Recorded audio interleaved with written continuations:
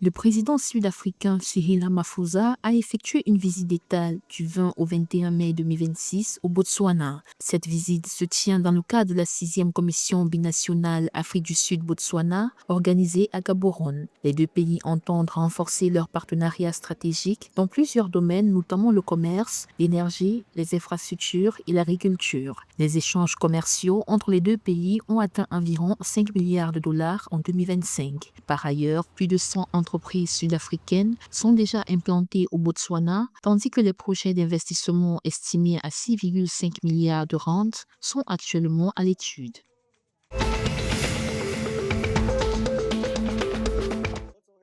Le Conseil national de Namibie a validé un budget 120,6 millions de dollars destiné au secteur des transports pour l'exercice 2026-2027. Au cours des discussions budgétaires, plusieurs parlementaires ont appelé le ministère des Travaux publics et des Transports à intensifier les efforts de modernisation du réseau routier, notamment dans les régions rurales et sujettes aux inondations. Parmi les infrastructures jugées prioritaires figure l'axe reliant Maltaoé à Wavis-B. Les députés ont par ailleurs invité le ministre à achever les plans directeurs routiers 2022-2027 et à effectuer une tournée dans 21 circonscriptions du pays.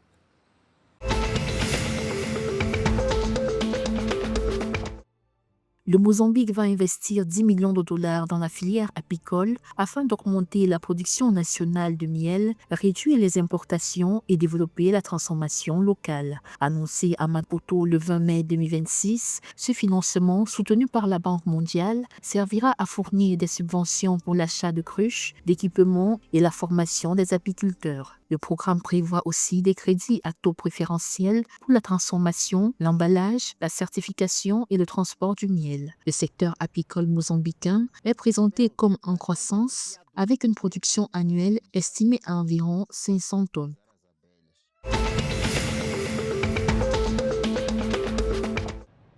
Le président angolais João Lourenço a décrété un deuil national pour le vendredi 22 mai 2026 en hommage aux victimes des conflits politiques survenus en Angola entre 1975 et 2002. Cette décision vise à honorer leur mémoire et à reconnaître les souffrances du peuple durant cette période de guerre civile. Le deuil sera observé sur tout le territoire national ainsi que dans les représentations diplomatiques angolaises de minuit à 23h59 dans un esprit de réconciliation nationale et d'unité.